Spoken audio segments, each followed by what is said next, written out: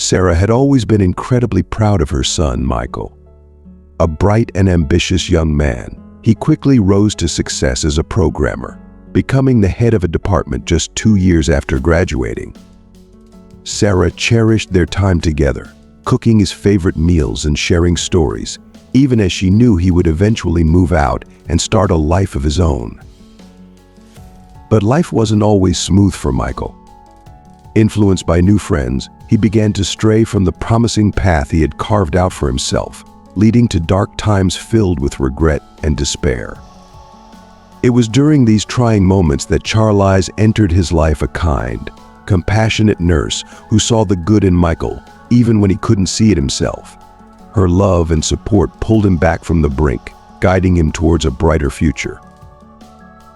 Despite this, the tension between Sarah and Charlize grew, rooted in Sarah's deep-seated fears and suspicions.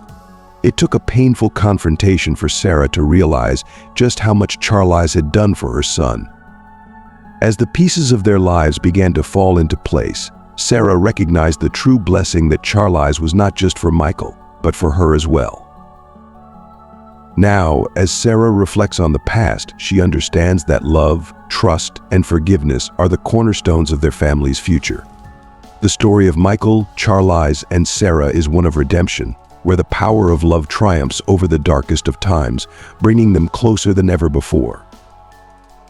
If you are not subscribed, I recommend you subscribe and activate the bell so you don't miss any videos. Sarah's heart swelled with an immense pride that only a mother could know. Her son, the light of her life, had blossomed into a remarkable man, tall, strikingly handsome, well-educated, and thriving in his career as a programmer at a prominent oil company. It seemed like just yesterday that he had walked across the stage to receive his university degree. Yet in a mere 2 years, he had already risen to the position of department head, a testament to his undeniable talent and hard work. He had accomplished this monumental feat entirely on his own, without relying on anyone but himself. His extraordinary achievements did not go unnoticed, and when the news of his promotion reached her ears, Sarah's eyes welled up with tears of pure, unbridled joy. Everything had unfolded just as she had dreamed, perhaps even more wonderfully than she had dared to hope. Her son was earning a substantial salary and had taken the bold step of securing a mortgage on a spacious, elegant apartment right in the heart of the city. During the time his new home was being transformed through renovations, Michael chose to stay with his mother. This arrangement filled Sarah's heart with contentment, even though she knew deep down that her son was a grown man who would soon forge his own path, get married, and start a life independent of hers. But for now, she cherished every moment of their shared time. The simple joys of cooking his favorite meals, carefully pressing his shirts, and engaging in their nightly conversations after he returned from work. These moments were her solace, a reminder of the days when he was still her little boy. Yet lately, something had changed. Michael wasn't rushing home as he once did. It was clear to Sarah that her son had someone special in his life, a girlfriend he was serious about, yet for reasons unknown, he hadn't introduced her to his mother. Sarah often found herself daydreaming about the woman who would one day become her daughter-in-law. She envisioned a confident, educated woman from a good, respectable family, someone who could stand proudly beside her accomplished son. Michael deserved nothing but the best, for he was a treasure, a true gift of fate, and Sarah couldn't help but feel a deep sense of satisfaction, knowing she had played a pivotal role in shaping him into the man he had become. She had given birth to him when she was just over 40, a late blessing that had brought her immeasurable joy and pride. Now, as she looked at the man he had grown into, Sarah's heart brimmed with both pride and a bittersweet awareness that the precious time she had with him under her roof was fleeting. In her youth, Sarah was consumed by a single, unyielding determination to escape the confines of her rural upbringing and build a life far removed from the cows and the constant demands of her younger siblings. She poured every ounce of her energy into her studies, knowing that this was her ticket out. The economics faculty at the university became her sanctuary, a place where she could chase her dreams with relentless focus. Her journey to enrollment wasn't easy. It was a battle won, through sheer perseverance and hard work. But Sarah was no stranger to struggle, and she knew that this opportunity was her only chance to grasp the life she had always envisioned. Her efforts soon began to pay off. Recognizing her potential, the dean took her under his wing, arranging for her to secure a coveted position as an accountant at a well-regarded local enterprise, an opportunity that would have been impossible for anyone else to obtain without the right connections. "Well, Sarah, now everything rests in your capable hands," the professor had said with a warm smile, his words carrying both encouragement and expectation. "Don't let me down." And Sarah, true to her nature, did not disappoint. She threw herself into her work with an intensity that left no room for anything else. Her dedication was so profound that it wasn't long before even the chief accountant began seeking her advice before making crucial decisions. Her impressive salary allowed her to remain in the city, renting an apartment and permanently escaping the pull of her village roots. Time flew by as Sarah immersed herself in her career, taking every opportunity to improve herself through additional courses and voraciously reading industry-related literature. She was utterly devoted to her professional growth, so much so that she barely noticed the frequent glances of admiration or the steady stream of invitations from men hoping to win her favor. Sarah, however, was resolute. Romance could wait. She knew that she first needed to achieve financial independence before even considering a relationship, let alone starting a family. Sarah possessed a mindset that set her apart from other young women of her time. While her peers were preoccupied with dreams of finding a successful husband and settling down, Sarah's mind was fixed solely on her work. Her relentless efforts bore fruit. A decade after graduating, Sarah had saved enough to buy her own apartment, a moment that filled her with an indescribable sense of pride and fulfillment. As she spent her first night in her very own home, she allowed herself to feel the happiness she had worked so hard to achieve. Now in her early 30s, Sarah held a stable, well-paying job as the chief accountant of a major enterprise. She had achieved the financial security she had always sought, and it was finally time to shift her focus. With her career solidified and her independence secured, Sarah began to turn her thoughts to the next chapter of her life, finding a partner and starting a family. The time had come for her to consider the future she had once set aside, and she started to look more closely at the potential husbands who had patiently awaited her notice. Sarah had experienced a few brief, non-committal romances in the past, flings that provided a temporary escape from the rigors of her demanding career.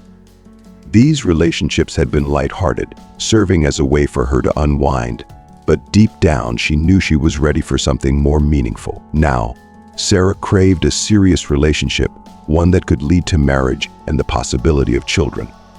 At her age, society had already begun to label women without children as verging on old maid status, a pressure that weighed heavily on her. There were plenty of men in Sarah's life, smart, accomplished, and seemingly ideal, but there was a catch. Every one of them already wore an engagement ring. It seemed as though the women who had been lucky enough to secure these men hadn't had to work nearly as hard as Sarah did to achieve financial independence. But as the saying goes, fate has its own way of intervening. One late evening, Sarah found herself returning home after another long day at work. She hailed a taxi, her mind still buzzing with the day's events. The city was quiet, and the night air carried a sense of calm. The driver, a young man with a charming smile and a lively personality, struck up a conversation as they made their way through the city streets. He looked to be about 7 years younger than Sarah, and as they chatted, she learned his name was Brent.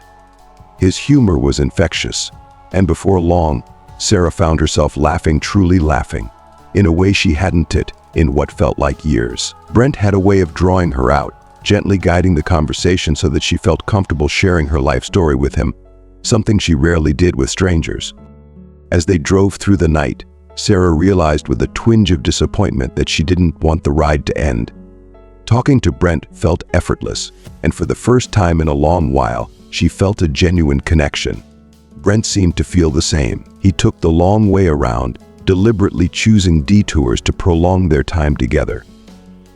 By the time they reached Sarah's apartment, they had exchanged phone numbers, with a mutual understanding that this was just the beginning. The very next day, Brent called, And so began a whirlwind romance that took Sarah completely by surprise. Never before had she felt so cherished, so utterly adored. Brent had an energy about him, a zest for life that was contagious, and it wasn't long before he moved into Sarah's apartment. It was a change he embraced with unrestrained joy, especially considering the circumstances at his previous home. Brent had been living with his parents, but the household had become crowded after his sister's recent divorce brought her and her 3 children back under their father's roof. Now, Sarah's life was transformed. She no longer returned to an empty apartment after a long day at work. Instead, she flew home on the wings of love, eager to be greeted by Brent as warm and welcoming presence. He had taken over the household duties with a kind of care and dedication that left Sarah feeling deeply loved and cared for in a way she had never known. From cooking to cleaning, Brent handled everything with a tenderness that melted Sarah's heart. For the first time in her life, she felt truly seen, appreciated, and utterly content. No one had ever cared for her the way Brent did, and in his love, she found a happiness she had long believed was beyond her reach. But that love story took a dark and heartbreaking turn. It took Sarah several years to see the painful truth that Brent had been using her all along. If not for the shocking incident that finally opened her eyes, she might have continued to overlook the subtle warning signs that something was amiss. Not long after Brent moved in with her, he quit his job as a taxi driver. Initially, he tried to convince Sarah that the job was grueling and filled with dangers, difficult clients, long hours, and the ever-present risks of working late into the night. When his taxi company eventually shut down, Sarah was relieved. She wanted Brent to find a safer, more stable job, and her concern for his well-being, mixed with an undercurrent of jealousy, made her eager to see him away from any potential threats. The thought of Brent meeting a younger, more beautiful woman during his late-night drives was something Sarah couldn't bear. Her love for him was all-consuming, and the idea of losing him to someone else filled her with dread. At first, Brent seemed to be making an effort to find new work. He scanned job listings, made phone calls, and attended interviews, but nothing seemed to pan out. "Don't worry," Sarah would reassure him. "My salary is more than enough. You don't have to rush into anything." And so, Brent stopped rushing. Occasionally, he would take on odd jobs, but these often required him to leave home late at night or be gone for several days at a time. Each time he returned, he was in high spirits, and Sarah, trying to understand, believed that he was simply pleased to contribute financially in any way he could. She imagined that the satisfaction of earning money was what brightened his mood, but she was gravely mistaken. One day, Sarah had to travel to a nearby town for an audit. Brent had told her he'd be working as well, and wouldn't be home for at least 2 days. After finishing her work, Sarah decided to unwork with dinner at a local restaurant. That is when she witnessed the scene that shattered her world. At a table nearby, a couple sat, seemingly lost in their own bubble of affection. The man looked at the young woman across from him with adoration, gently stroking her hand, adjusting her hair, and stealing kisses between tender smiles. To an outsider, they appeared to be the picture of a perfect couple, radiating pure, genuine love. But the man was Brent. The realization hit Sarah like a physical blow. Her heart clenched as she watched him shower this other woman with the same affection she had once believed was reserved only for her. Brent, so engrossed in his lover, didn't even notice Sarah sitting just a few feet away, and for that she was quietly thankful. The last thing she wanted was to cause a scene in front of her colleagues. More than that, she needed time to process this betrayal, to gather her thoughts and emotions before confronting the man she had so deeply loved. As the evening dragged on, Sarah could barely hold herself together. She needed to be alone, to let the pain and anger wash over her, to cry out the heartache in solitude where no one could witness her breaking. The reality of Brent's deceit weighed heavily on her, and she knew that nothing would ever be the same again. At home, Sarah collapsed onto her bed, burying her tear-streaked face into the pillow as sobs racked her body. The love she had for Brent had been genuine, deep, and consuming. She had woven dreams around him, imagined a future where they would build a life together. even going so far as to pick out names for the children. They would someday have names that she thought would sound perfect alongside Brent's last name. But now those dreams lay shattered, like fragments of glass scattered across her heart. The scene she had witnessed that night had ripped away the veil, exposing the painful truth she had been too blind or too hopeful to see. Sarah knew deep down that something had always been off. It wasn't normal for an adult man to be entirely dependent on her, making excuses for why he couldn't find steady work. It is one thing to support someone during a temporary rough patch, but Brent had been living off her for years, all the while pretending to be busy with odd jobs that were nothing more than a cover for his dalliances with other women. The realization that she had been played, that her love had been taken for granted, cut her to the core. But Sarah was no stranger to adversity. As always, she gathered the pieces of her broken heart, summoned every ounce of strength she had, and did what needed to be done. She confronted Brent, and with a voice that was firmer than she felt, she told him to leave her apartment and her life. At first, he tried to worm his way out of it, spinning outlandish excuses and implausible explanations. Then, he switched tactics, professing his love for her, begging for forgiveness, swearing that he would change. But when it became clear that Sarah was resolute, that she was done with his lies, Brent's mask fell away, revealing the cruelty underneath. "What did you expect?" he spat, his words laced with venom. "You're old, and I am young. I was naturally drawn to young, beautiful, carefree girls.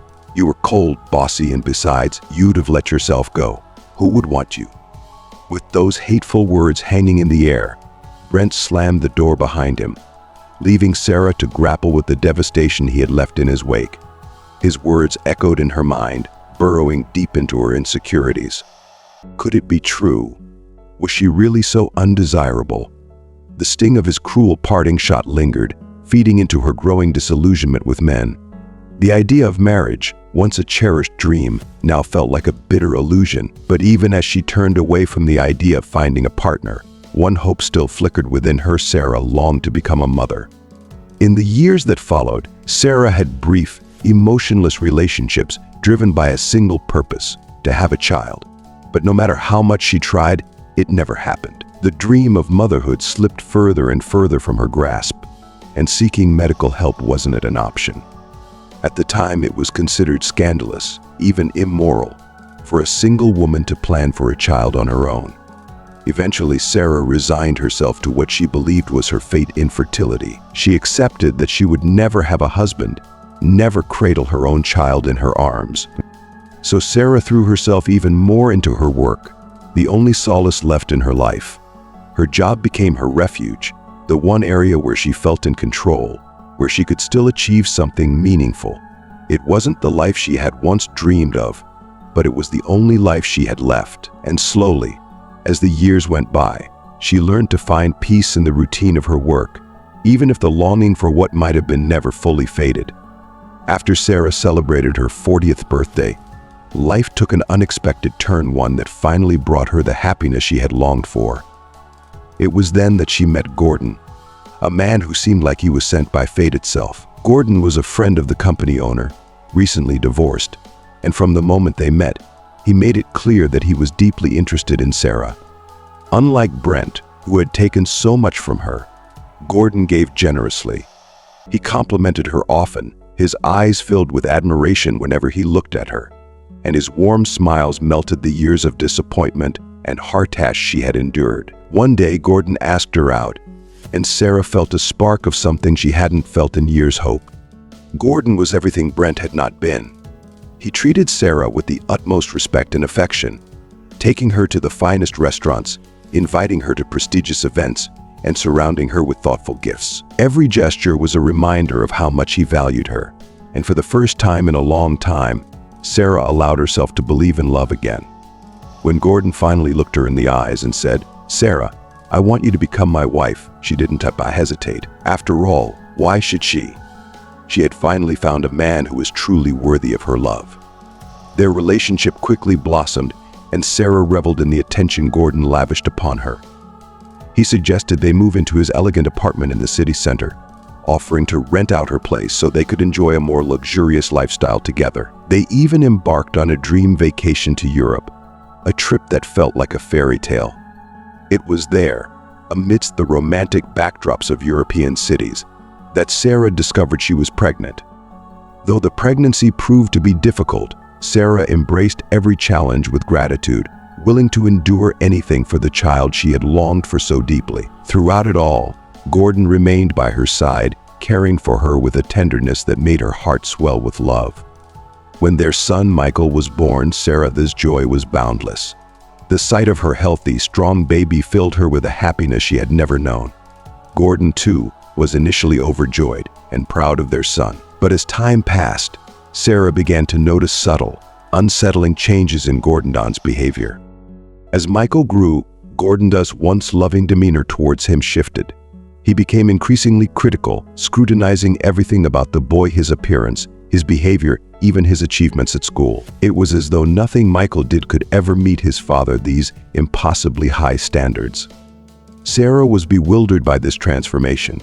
She couldn't understand why Gordon, who had once been so loving and supportive, had become so harsh towards their son. Whenever she tried to discuss her concerns, Gordon would wave them off, insisting that she was being overly sensitive or overreacting. But the more he dismissed her worries, the more Sarah's unease grew. As the years went by, the tension between father and son only worsened. Michael, desperate for his father's approval, tried everything to win his favor, but no matter how hard he worked, it was never enough. The strain in their household became almost unbearable, with Sarah caught in the middle, torn between the love she had for her son and the loyalty she felt towards her husband. The man who had once brought so much joy into her life was now the source of a deep and growing pain. Sarah found herself questioning the choices she had made, wondering how the life she had hoped for had taken such a sorrowful turn. Finally, when Michael was a teenager, the facade that Gordon had maintained for years crumbled in a moment of intense anger. During a particularly heated argument, Gordon's true feelings came spilling out, raw and unfiltered. He admitted that he had never wanted a child, confessing that he had only agreed to father Michael to keep Sarah happy. The resentment he had harbored for years, hidden beneath a mask of superficial affection, finally surfaced. He resented Michael for what he perceived as the boy stealing the attention and love that had once been solely his. This revelation struck Sarah like a dagger to the heart, shattering the last remnants of the life she had tried so hard to build. But as her world crumbled, one thing became crystal clear: she had to protect her son. With a heavy heart, Sarah made the painful decision to end her marriage. She filed for divorce, determined to remove Gordon's toxic influence from their lives and to shield Michael from further emotional harm. From that moment on, Sarah dedicated herself entirely to raising Michael on her own. She poured all her love and energy into supporting him, nurturing his talents, and helping him grow into the successful, resilient man he is today. Yet, despite all the triumphs that followed, the scars left by Gordon's rejection remained. Michael carried the wounds of his father's cruelty deep within him, and Sarah bore the guilt of ever allowing Gordon into their lives. As she sat there contemplating the past, Sarah hesitated. She knew the conversation she was about to have with Michael was fraught with danger. The last thing she wanted was to push her son away, but she couldn't ignore the unease gnawing at her. And Michael's voice on the other end of the line broke the silence, his tone laced with concern. He could sense something was wrong. Sarah took a deep breath, choosing her words carefully. "I saw Charlize at the clinic," she said finally, her voice betraying the anxiety she felt. She was talking to the doctor. Michael sighed, the sound carrying a mixture of exasperation and patience. "Mom, Charlize works there. It is completely normal for her to interact with the doctors. What are you trying to say?" "It is not just that, Michael," Sarah pressed on, her voice trembling with a mix of fear and frustration. The way he looked at her, the way they were talking. There was a long pause on the other end of the line, and Sarah's heart pounded in her chest. Had she gone too far? Was she about to lose the connection she had fought so hard to maintain with her son? "Mom," Michael's voice was quiet, but there was an unmistakable firmness to it. "Charlize is a beautiful woman. It is natural that people might admire her. But that doesn't mean she is doing anything wrong. But what if she is? Sarah's words burst out before she could stop them, her desperation clear. What if she is taking advantage of your love and betraying you behind your back? Michael's tone grew cold, his patience wearing thin. Mom, that's enough. I love Charlize, and I trust her completely. I won't let you or anyone else come between us. Sarah felt her heart sink, the distance between them growing in that moment. She had hoped, perhaps naively, that Michael would listen, that he would recognize the warning signs she believed were so obvious. But instead, she felt him slipping further away, his defenses going up. Please, Michael, she implored, her voice softening as she tried one last time to reach him. Just be careful. I don't want you to get hurt. But Michael's response was brief and final. I appreciate your concern, Mom, but this is my life. I'm happy, and I need you to trust me on this. As the call ended, Sarah was left with a sinking feeling of helplessness, her fears unassuaged. The conversation replayed in her mind, and she couldn't shake the worry that history might be repeating itself, that once again, someone she loved might be hurt by the betrayal of another. But this time, all she could do was watch from the sidelines, her hands tied by the choices her son had made. I know you don't, Mom, Michael replied, his tone softening slightly. But you have to trust me. I know what I'm doing. The conversation ended shortly after, leaving Sarah feeling more isolated than ever. She had always prided herself on her keen instincts, her ability to read people and situations accurately. But now she was caught in a whirlwind of doubt. Was she letting her past experiences cloud her judgment, or was her suspicion justified? The uneasy feeling gnawed at her, refusing to be silenced. As the days turned into weeks, Sarah couldn't shake the nagging thought that something was amiss. She tried to focus on her own life, to convince herself that Michael was a grown man capable of handling his relationships. But the image of Charlize and Dr. Leonard at the clinic stayed with her, a persistent reminder that things might not be as perfect as they appeared. One evening, unable to bear the uncertainty any longer, Sarah decided to visit Michael and Charlize's apartment unannounced. She told herself it was just a casual visit, a way to check in and see how they were doing. But deep down, she knew she was searching for answers, for confirmation that her fears were either justified or unfounded. When she arrived, Charlize greeted her at the door. There was a moment of surprise on her face, quickly replaced by a warm, welcoming smile. Sarah, what a nice surprise. Come in, please. Michael was still at work, so Sarah and Charlize settled into the living room. As they engaged in small talk, Sarah couldn't help but notice how most Charlize seemed, as if she had nothing to hide. The ease with which Charlize carried herself only made Sarah more uncertain. How's work?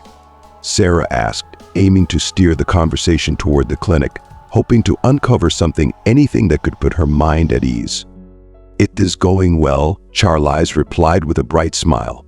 Busy, but I really enjoy it. And the doctors?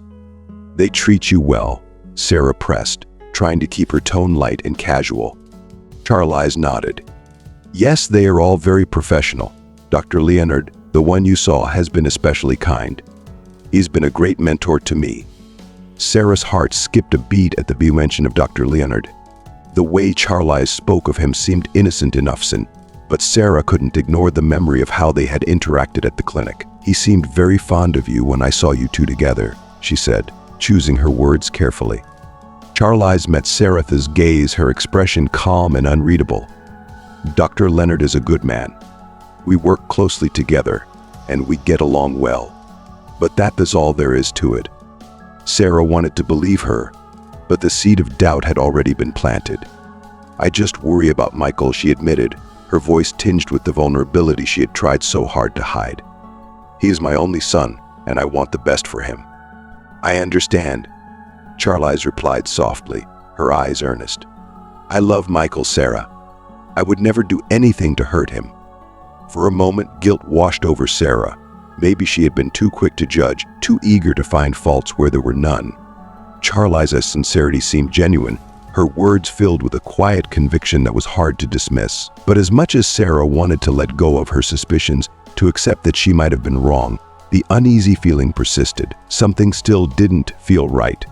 and she couldn't shake the sense that there was more to the story than Charlize was letting on. As they continued to talk, Sarah found herself struggling with her conflicting emotions. On the one hand, she desperately wanted to trust Charlize, to believe that Michael was in good hands. But on the other hand, the fear of seeing her son hurt, of watching him go through the kind of pain she had endured, kept her on edge. Even as she smiled and nodded at Charlize's reassurances, the doubts lingered in the back of her mind, refusing to be silenced. When Michael arrived home later that evening, Sarah quickly made her excuses and left, feeling more unsettled than ever.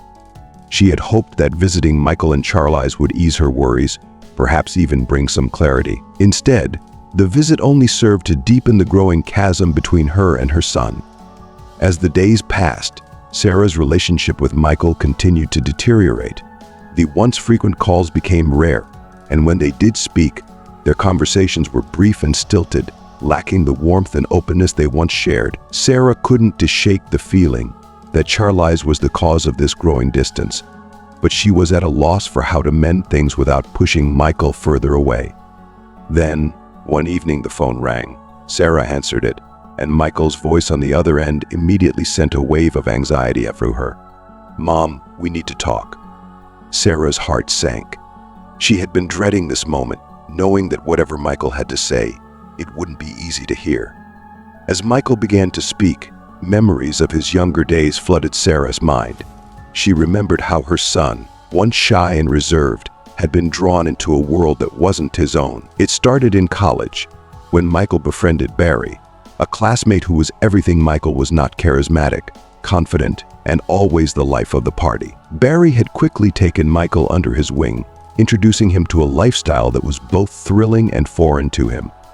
Silent and unsure at first, Michael had been flattered by Barry's attention. "You're not like the others," Barry had praised him, making Michael feel special, like he had finally found a place where he belonged. One day, Barry had invited him to a nightclub, a place where he and his friends often hung out. Although Michael had never been fond of such places, finding them dark, noisy, and suffocating, he had agreed, eager to experience the kind of fun that seemed to come so effortlessly to Barry and his crowd. That night at the club, Michael found himself in an environment that was completely alien to him. The music was loud, the lights were blinding, and the air was thick with smoke. The dance floor was a chaotic mass of bodies, and Michael, who had never really enjoyed dancing, felt out of place. But Barry's presence gave him a sense of belonging, a confidence he hadn't known before. Barry and his friends accepted Michael as one of their own. They drank, they danced, and soon, their group was joined by a bevy of beautiful girls. In Barry's company, Michael felt transformed. The shyness that usually held him back melted away, and he found himself talking easily, with words flowing from him as if they had always been there. The girls hung on his every word, their eyes filled with admiration. For the first time in his life, Michael felt like a true macho, like the kind of man he had always wanted to be. It was intoxicating. But as Michael spoke to his mother that evening, she could hear the echo of those days in his voice, the insecurity masked by bravado, the search for approval in the eyes of others. She feared that, just like with Barry, Michael was once again being drawn into a situation that wasn't truly him, that he was losing himself in the process. "Mom," Michael said quietly, breaking into her thoughts, "I need you to understand that I am happy with Charlize. I know you have your concerns, but I need you to trust me. I'm not that shy kid anymore. I know what I am doing." Sarah's heart ached. She wanted to believe him, wanted to trust that he was making the right choices for himself. But the memories of the past, of the way Michael had tried so hard to fit into a world that didn't suit him, haunted her. "Michael," she began, her voice trembling slightly, "I've always wanted what is best for you. I'm just scared that you dare being pulled into something that isn't good for you like before you." Michael sighed on the other end of the line. "Mom, this isn't like that. Charlize isn't Barry, and I am not trying to be someone I am not. I'm happy with her, and I need you to respect that." Sarah was silent for a moment, struggling with the words she knew she needed to say. "I'll try, Michael," she finally whispered. "I just don't want to see you hurt." "I know, Mom," he replied, his tone softening. but you have to trust me. I know what I am doing." The conversation ended shortly after, and as Sarah put down the phone, she felt more isolated than ever. The past and present had collided in her mind, leaving her more confused and conflicted. She had hoped the visit would ease her concerns, but instead, it had only deepened the divide between her and her son. And now, all she could do was wait and hope that Michael truly did know what he was doing, even as her heart whispered otherwise. As dawn approached, Michael found himself feeling utterly drained. The night had been long, filled with the kind of excitement and energy that Barry and his friends seemed to thrive on, but now fatigue was setting in. Just as he thought the night was winding down, one of the guys pulled out a small packet from his pocket. "This is for energy," he said with a sly grin, offering it to Michael, who stared at the packet in surprise. The others needed no explanation. They seemed all too familiar with the contents. "Don't worry," Barry said with a reassuring smile.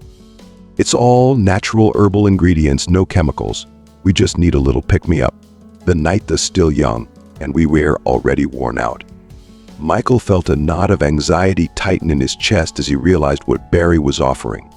He knew this was crossing a line, something he had always told himself he wouldn't do.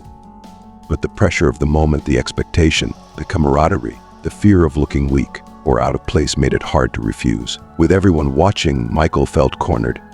He hesitated, but ultimately he couldn't bring himself to say no. Not long after taking the substance, Michael felt a rush like he had never experienced before. It was as if a switch had been flipped inside him.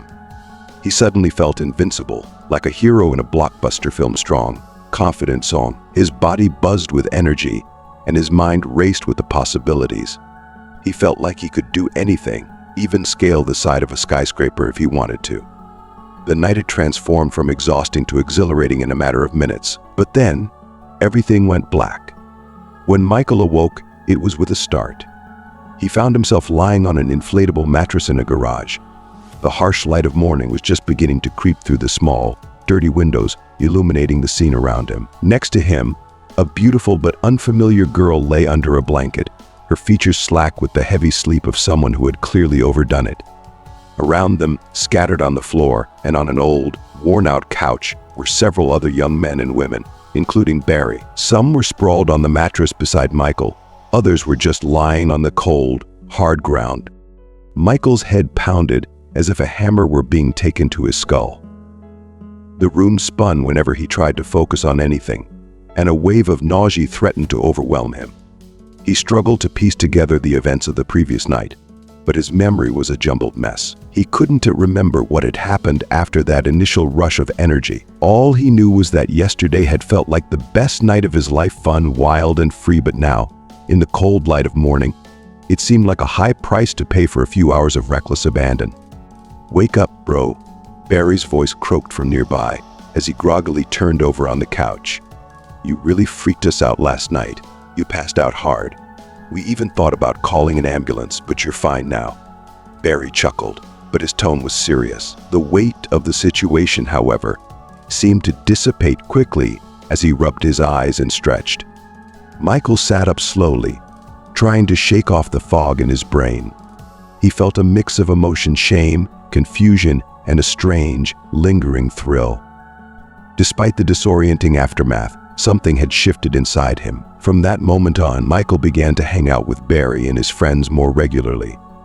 The rush, the confidence, the sense of belonging he had felt that night were like nothing he had ever experienced before. It was addictive. Michael found himself changing, becoming someone new. He felt more self-assured, more at ease in social situations. The insecurities that had plagued him before seemed to fade into the background. He started to care less about the things that had once been important to him, like his aspirations for a career. Those dreams, once so vivid, now seemed distant and unimportant compared to the excitement and freedom he felt when he was with Barry and his crew. But beneath the surface, a darker reality was beginning to take hold. The exhilaration of those nights out, the camaraderie, and the newfound confidence came at a cost that Michael was only beginning to understand. Previously, Michael had always been awkward around girls, unsure of how to act and embarrassed by his own shyness. Social situations involving the opposite sex were nerve-wracking, and he often found himself tongue-tied or retreating into silence. But now, in the company of Barry and his new group of friends, everything had changed. Michael had become more confident, almost effortlessly making connections with girls for short-term flings, just as he had seen Barry and the others do. The transformation felt almost surreal. Alcohol definitely played a part in loosening his inhibitions, but there was more to it than that. Someone in their group always seemed to have something extra to offer, a pill or a small packet, something that made the world around him more vibrant, his sensations more intense, and his emotions more vivid. This new lifestyle came with a price, however. Michael began to drift away from the friends he had once held dear. The people he used to study with, the ones who shared his old dreams and ambitions, seemed boring and out of touch now. What did they know about real fun? They were just a bunch of losers obsessed with the upcoming exams and their academic futures, concerns that now felt trivial and dull to Michael. He was more influenced by Barry's laid-back attitude towards life. Barry didn't seem to care about studying at all, and instead, he had bigger, more exciting plans that had nothing to do with exams or classes. One of those plans was a grand party at Barry's parents' country house, an event that everyone in their circle eagerly anticipated. Michael was thrilled to be invited, counting down the days until the party, which promised to be anything but dull. Yet, amid all this excitement, there was one thing that continually soured his mood: his mother.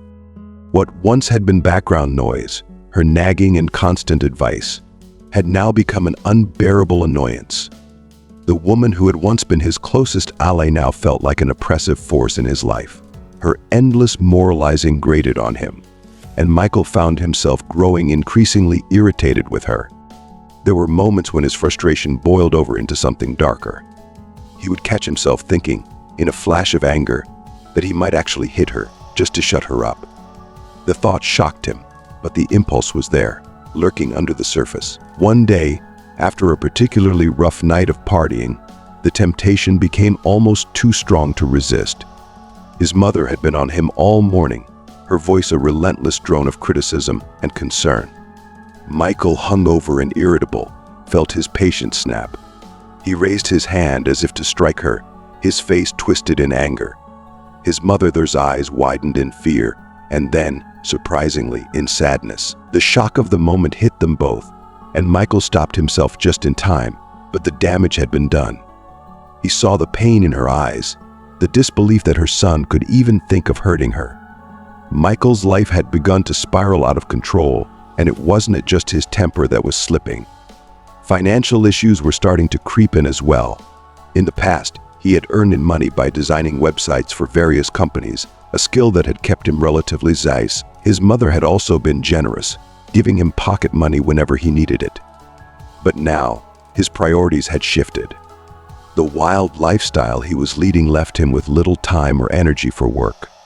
The part-time jobs that had once funded his hobbies and social life now seemed like too much effort. Meanwhile, his mother, perhaps sensing the change in him, had cut back on the money she gave him, providing just enough to cover transportation and basic meals. It wasn't nearly enough to sustain the kind of fun he was now accustomed to, and Michael began to feel the financial strain. Fun, as he was discovering, didn't come cheap. Nights out, drinks, and the extras that had become part of his routine all cost money that was increasingly hard to come by. The tension between him and his mother grew worse as he became more desperate for cash, resenting her for not giving him more while simultaneously knowing, deep down, that she was right to be concerned.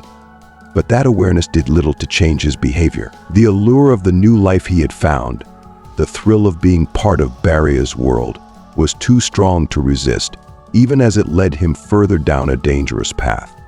One day, Michael found himself thinking about the box of gold jewelry his mother kept on the top shelf of the linen closet, a collection of precious items he had known about since childhood. The thought of it lingered in his mind, tempting him, until he finally decided to act on it. Driven by his growing desperation for money, he quietly stole a few pieces from the box and took them to the nearest pawn shop. The transaction was quick and easy, and before long Michael had become a regular at the pawn shop, each visit fueling his increasingly reckless lifestyle. Strangely, he felt no guilt about what he was doing. His need for money overshadowed any sense of morality, so it was as if his conscience had dulled, allowing him to justify his actions without a second thought.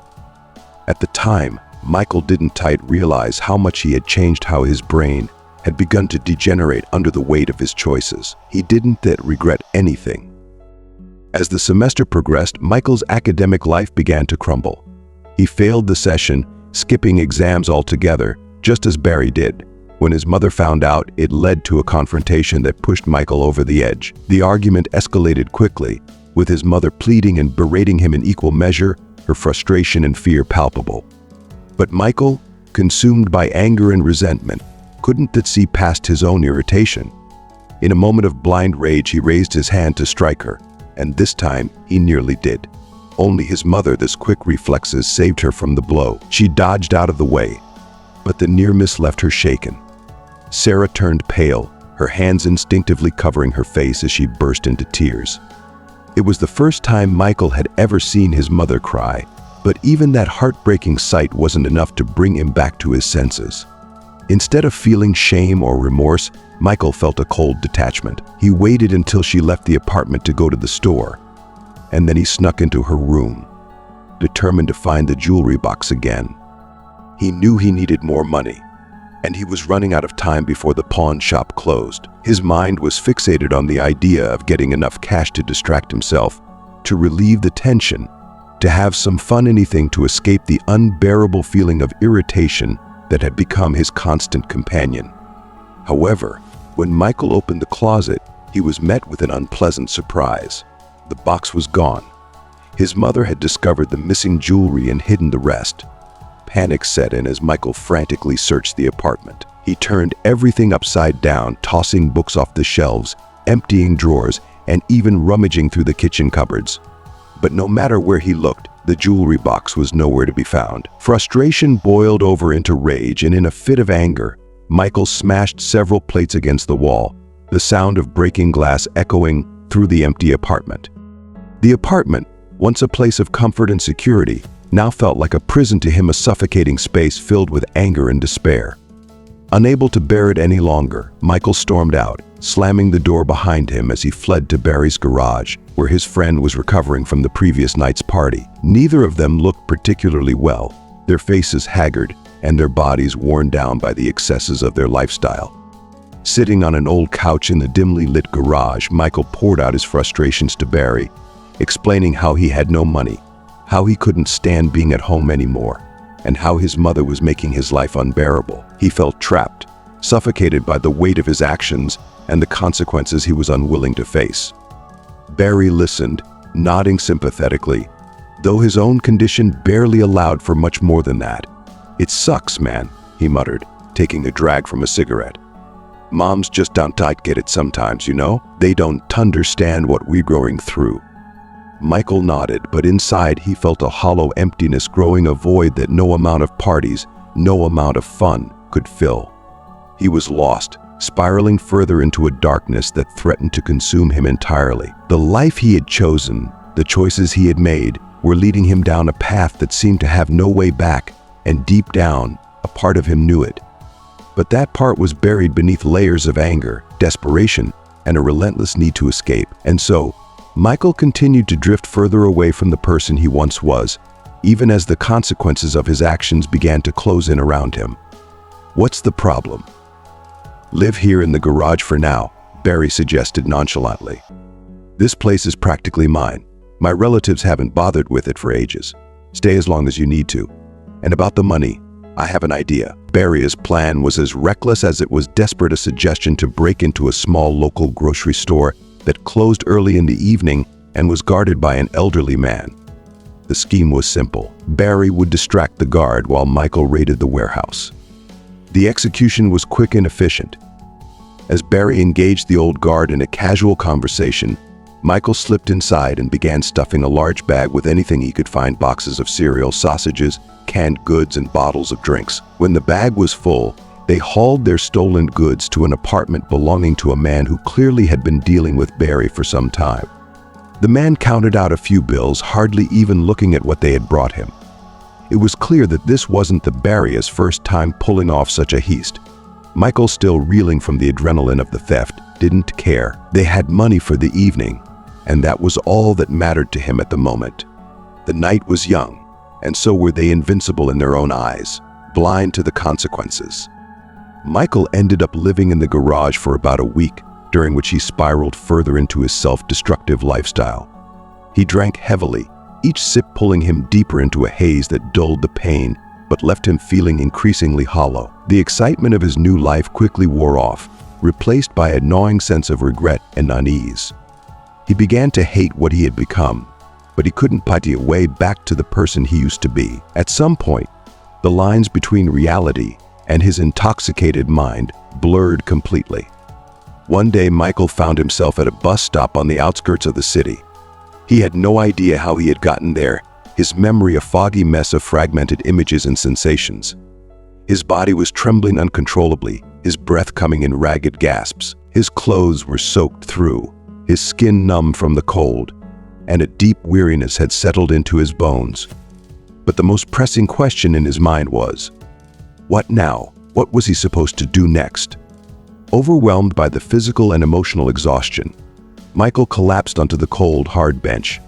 His mind was too muddled to come up with a plan, so he surrendered to the bleakness of his situation, resigning himself to whatever fate had in store. The idea of dying didn't frighten him anymore. It seemed almost inevitable, a fitting end to the downward spiral he had set himself on. The cold wind bit at his exposed skin, and icy rain mixed with snow fell from the sky, stinging his face. The streets were deserted, and Michael knew that no one was likely to stop for a dirty, disheveled man who looked more like a vagrant than anything else. People would probably just assume he was another drunk who had passed out in the cold, and they would move on without a second glance. But then, something unexpected happened. Through the haze of his disoriented mind, Michael became aware of a presence beside him. A beautiful young woman was leaning over him, her eyes wide with concern and her voice filled with worry. She was a stark contrast to the rough, cynical people Michael had been surrounding himself with lately. She seemed so pure, so genuinely kind, a world away from the hollow encounters he had been having. "Are you okay?" the girl asked, her voice trembling slightly as she tried to get a response from him. "Do you need help? Should I call an ambulance?" Michael tried to respond, but the words came out as a garbled mess, his tongue thick and uncooperative. The girl didn't hesitate. She quickly pulled out her phone and dialed for an ambulance, her fingers shaking as she pressed the buttons. As they waited for help to arrive, she gently took Michael's wrist, checking his pulse. The fear and concern on her face were clear. This wasn't just a random act of kindness, but a genuine worry for his well-being. In that moment, Michael felt a flicker of something he hadn't felt in a long time, a glimmer of hope, a sense that maybe, just maybe, he wasn't completely lost.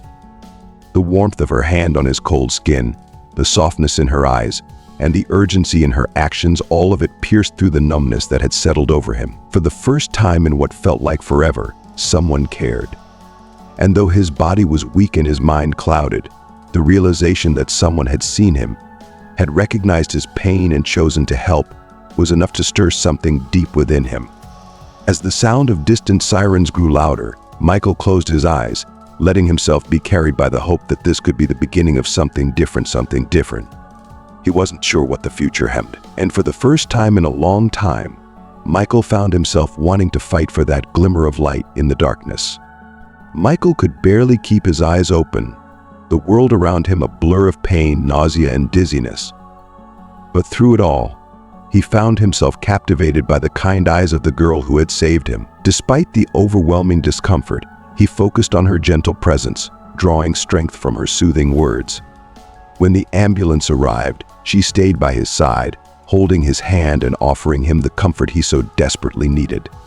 Her decision to accompany him filled Michael with a surprising sense of joy, even in his dire state. It was as if, in the midst of his despair, a small light had begun to flicker, one that reminded him he wasn't entirely alone.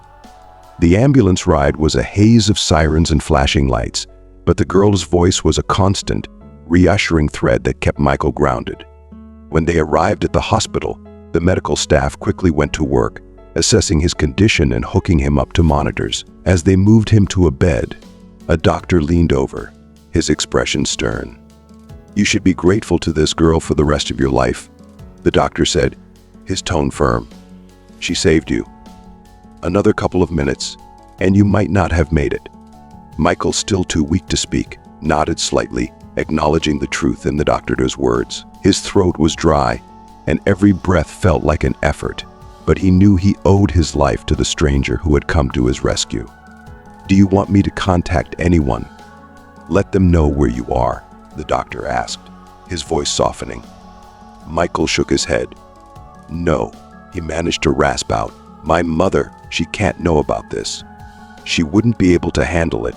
The thought of his mother finding out made his chest tighten. He could already picture her reaction, shock, heartbreak, and the inevitable collapse that would likely land her in the ICU herself. He couldn't do that to her. The doctor studied him for a moment before nodding. It's your choice. You're an adult, so you decide. But listen to me carefully. If this happens again, you might not survive it. You got lucky this time, but you need to get treated urgently. Think about what I am saying. Michael heard the words, but his mind was elsewhere. As the doctor spoke, he found himself rationalizing his situation. Sure, he had pushed it too far this time, but he could be more careful in the future. He knew plenty of people who used pills, and they seemed to manage just fine. He convinced himself that as long as he kept the dosage in check, nothing bad would happen. He didn't need treatment, he just needed to be smarter about it. All he could think about was getting out of the hospital and back to the life he was missing. He longed for the carefree laughter, the parties, and the thrill of being with Barry and the others. The sterile hospital walls felt like a prison, and the procedures were draining the little energy he had left. To his dismay, none of his new friends bothered to visit him during his stay. It stung, though he tried not to dwell on it. As soon as he was able, Michael called Barry, hoping to hear a friendly voice. Barry picked up, sounding as laid back as ever. When Michael told him where he was, Barry expressed mild sympathy, saying, "Yeah, man, it happens. Just rest up, you'll be back on your feet in no time." But there was no warmth in his words, no real concern. Barry's only request was that Michael keep quiet about him and the others, not mentioning any names if asked. The call ended with a hollow promise to catch up soon, leaving Michael feeling more isolated than before. Lying in the hospital bed, Michael tried to shake off the gnawing sense of emptiness that crept over him. He missed the fun and the freedom of his old life, but something had shifted. The girl who had saved him, the doctor's stern warning, and the absence of his so-called friends, all of it weighed on him in ways he couldn't fully understand. He told himself that everything would be fine once he was out of the hospital, that he could go back to his life without any real consequences. But deep down, a part of him wondered if things would ever truly be the same again. Meanwhile, Charlize, the girl who had found Michael at the bus stop, visited him several times while he was in the hospital. It turned out that she was a nurse, which explained her quick and accurate assessment of his condition that night. The first time Charlize came to see him, it was out of concern. She had been worried that their efforts might not have been enough to save him. When she saw that Michael was on the mend, she breathed a sigh of relief. There was a warmth in her eyes, a genuine care that Michael hadn't expected from someone who was, essentially, a stranger. As they talked, Michael found himself opening up to Charlize in a way he hadn't with anyone else. He started to tell her about everything that had happened to him recently, the mess his life had become. He spoke about how he had been kicked out of university, the strained relationship with his mother, how he had stolen her jewelry, and how he had fallen in with the wrong crowd. Charlize listened quietly, never interrupting, her expression a mix of concern and understanding. It was only as he was speaking that Michael realized just how awful his story sounded when laid out so plainly. A deep sense of shame washed over him. He expected Charlize to look at him with disgust, to walk out and never come back. After all, what decent person would want to associate with someone who had fallen so low? But Charlize didn't leave. Instead, she stayed with him until the end of visiting hours that day, chatting with him about lighter, more abstract topics once he had finished his painful confession. As they talked, Michael couldn't help but admire her beautiful face, her slender figure, and the way her smile seemed to light up the room. There was something almost magical about her presence, something that made Michael feel a glimmer of hope he hadn't felt in a long time. Charlize continued to visit him regularly, and it became clear that she genuinely enjoyed their conversations. One day she opened up to Michael about her own life. She told him about her childhood in a poor, large family in a small village. Despite the many challenges she faced, Charlize had always been determined to succeed. She worked hard, studied diligently, and eventually moved to the city to pursue her dreams. She had two goals in life: to escape the poverty she had grown up in and to help others. Both of these dreams had come true. She had completed her education and become a nurse, dedicating her life to caring for those in need. Charlize was proud of what she had achieved through her own efforts, without relying on anyone else. Listening to Charlize's story, Michael couldn't help but feel a pang of guilt. Compared to her, his life seemed shallow and wasted. She had overcome so much without any support, while Michael had squandered the opportunities his mother had worked so hard to give him. He had taken everything for granted, and in the process had lost his way. The more he talked with Charlize, the more he began to rethink his life and the choices he had made. The thrill of being around Barry and his friends no longer held the same appeal. Their reckless lifestyle, once so enticing, now seemed empty and destructive. Charlize herself became a sort of beacon for Michael, a symbol of the kind of life he could aspire to if he made the right choices. Her kindness, strength, and unwavering determination were qualities he found himself deeply drawn to. Every time they parted, he felt a reluctance to let her go, a desire to hold on to the connection they had forged. The best part was that it seemed Charlize felt the same way. There was a warmth between them, a mutual understanding that had blossomed into something more.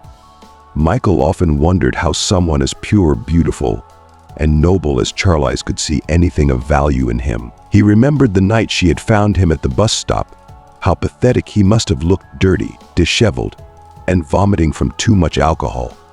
Surely nothing but disgust could have come from witnessing such a scene.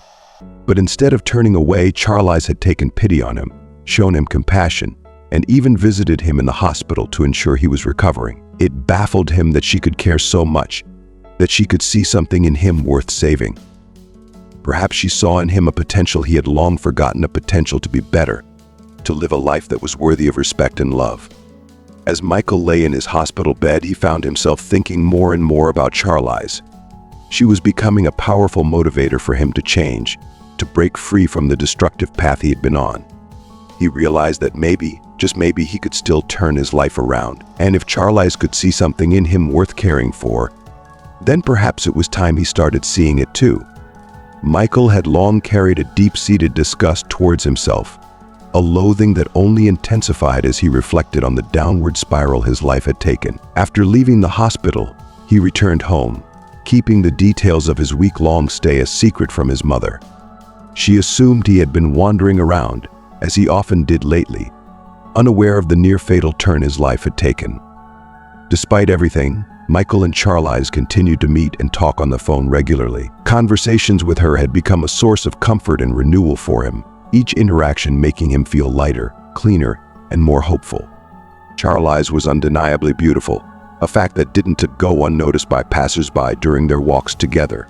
Michael often caught admiring glances from strangers, and he knew that even someone as poised and successful as Andrew, the doctor at the clinic where Charlize worked, had shown interest in her. Michael had seen Andrew once when he met Charlize after work, and it was clear that the doctor had been harboring feelings for her for some time.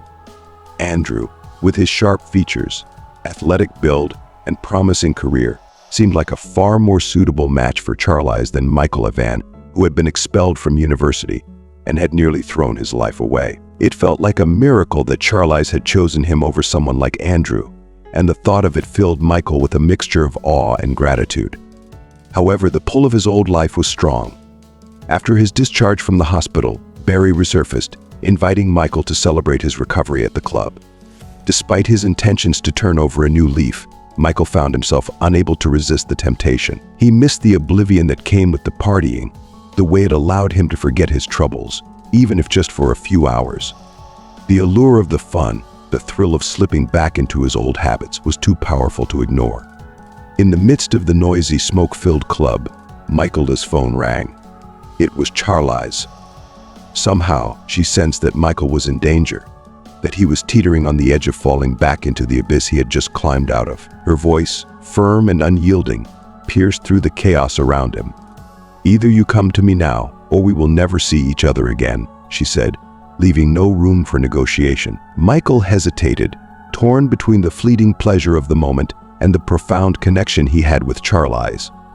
He glanced around the club, at the writhing crowd, the pounding music, the haze of cigarette smoke. And then, like a flash, images of Charlize and her smile flooded his mind. He remembered the sorrow in Andrew's eyes when Charlize chose to leave with him. And then, as if on cue, his memory shifted to the cold bus stop where he had almost met his end. He saw again the anxious, beautiful face of Charlize as she leaned over him, saving him from the brink of death. The choice became clear. Michael called a taxi and left the club, heading straight to Charlize. When he arrived, she hugged him tightly, her relief palpable. "I was afraid it was too late, that I would lose you again," she whispered, her voice trembling with emotion. "I'll never hang out with them again," Michael promised, gently stroking her shiny red hair. "I don't need anyone in my life except you." And Michael meant every word. From that moment on, he kept his promises. Whenever Barry or any of his former friends reached out, trying to lure him back into their world of reckless fun, Michael's answer was always a firm and categorical refusal. It wasn't long before they stopped trying, and Michael focused entirely on rebuilding his life. He returned to university and threw himself into his studies, determined to prove to himself, Charlize, and his mother that he could be the man they believed in. He worked tirelessly, aiming to become independent as quickly as possible so that he could make Charlize a proposal worthy of her love and patience. His mother, seeing the dramatic change in her son, couldn't have been prouder. To her, it seemed that Michael had finally realized his mistakes and had made the right choice. She was overjoyed to see him focused, determined, and on the path to success. Michael and Charlize decided together that it was best not to tell his mother the full truth about what had happened during those dark times. It was a story too frightening, too painful, and too ugly to be shared. Instead, Michael wanted to introduce Charlize to his mother not as a mere acquaintance, but as his fiancée, a woman who had not only won his heart, but had helped save his life. It felt like the right thing to do, a symbol of the new beginning he had worked so hard to create. Finally, 2 years after graduating from university, Michael felt confident that he had built a solid foundation for his future. He was ready to take the next step and start a family. He proposed to Charlize, and while the proposal wasn't a surprise given how close they had grown, it still brought a smile to her face. However, there was one looming challenge: introducing Charlize to his mother. From their first meeting, Charlize sensed that Sarah didn't like her. Sarah tried to hide it, but her feelings were too strong to mask completely. Michael, ever the optimist, believed that everything would change after the wedding, that his mother would warm up to Charlize once she saw how happy they were together. Unfortunately, things only grew worse. Charlize, ever gracious, pretended that everything was fine, that Sarah's coldness didn't bother her. But Michael could see the toll it was taking on his wife. He was genuinely puzzled by his mother's reaction. How could anyone not like Charlize? She was everything one could wish for in a partner: beautiful, kind, loyal, caring, and brave. It baffled him that his mother couldn't see what a rare and wonderful person Charlize was. Michael held on to the hope that the news of their grandchild would finally soften his mother's heart. He decided to keep Charlize's pregnancy a secret, planning to announce it as a surprise at his mother's anniversary celebration. Despite Charlize's reservations about making the announcement in such a public and dramatic way, Michael was convinced it would be a beautiful, joyous moment that would bring everyone together. He imagined it as a gift that would mend the rift between his mother and his wife. But things didn't go as planned. When Michael revealed the news, his mother's response was far from the joyous reaction he had hoped for. Her words were hurtful and cold, leaving Charlize deeply upset. That night, Michael spent hours trying to comfort his distraught wife, all the while berating himself for his foolishness. Charlize had been right all along. Announcing her pregnancy in public had been a mistake that turned what was supposed to be a beautiful moment into an ugly scene. From that point on, Michael and Charlize decided to cut off communication with Sarah. Michael was deeply hurt by his mother's reaction and refused to answer her calls. Charlize, despite her own pain, urged Michael to reconcile with his mother. She reminded him that holding on to anger and resentment would only bring more suffering, and that he would never find true happiness or peace if he let the rift with his family fester. "A bad peace is better than a good quarrel," she said gently, "and soon the baby will be here. Children should not grow up in an atmosphere of hostility." Sarah, meanwhile, was left stunned and heartbroken by the fallout. She began to realize just how close she had come to losing her son forever. Memories of Michael's behavior during that dark period came flooding back: his aggression, his coldness, his obsession with money that had even led him to pawn her cherished gold jewelry. At the time, Sarah had blamed his actions on youthful recklessness and a dissolute lifestyle. But now, she understood that it had been much more serious than that. Her son had been teetering on the brink of disaster, and it was Charlize who had saved him not once, but twice. First, by calling an ambulance when she found him near death at the bus stop, and then by giving him the ultimatum that had pulled him away from the edge at the club. As Sarah sat alone with her thoughts, she felt a deep sense of regret and guilt. Tears welled up in her eyes as she realized the magnitude of what Charlize had done for Washaledon. How could she have been so blind, so unkind to the woman who had saved Michael's life? "What have I done?" she whispered to herself, her voice trembling. "Charlize probably won't forgive me now." But Michael, seeing the change in his mother's demeanor, offered a reassuring smile. "You don't know her at all," he said softly. "I've told you many times she is wonderful and unique. I'm incredibly lucky to have met her." Sarah nodded, tears slipping down her cheeks. "Now I understand just how lucky we are to have her," she said, her voice filled with emotion. "I only hope it is not too late to make things right." And with that, Sarah resolved to mend the broken relationship with her son and his wife. She knew it wouldn't be easy, but she was determined to show Charlize that she was truly grateful for saving Michael, for standing by him, and for bringing love and light back into their lives. And that wraps up Michael and Charlize, a powerful story, a journey of love, redemption, and the courage to change. As we reflect on their experiences, we are reminded of the importance of second chances, the strength found in genuine love, and the value of making the right choices, even when it is difficult. So what have you learned from their story? We'd love to hear from you. Please comment below with one thing you have learned from Michael and Charlize's journey and how you plan to apply it in your own life. If you enjoyed this video, please leave your comment below, and don't forget to like, share, and subscribe to our YouTube channel for more inspiring stories and life lessons. Thank you for watching.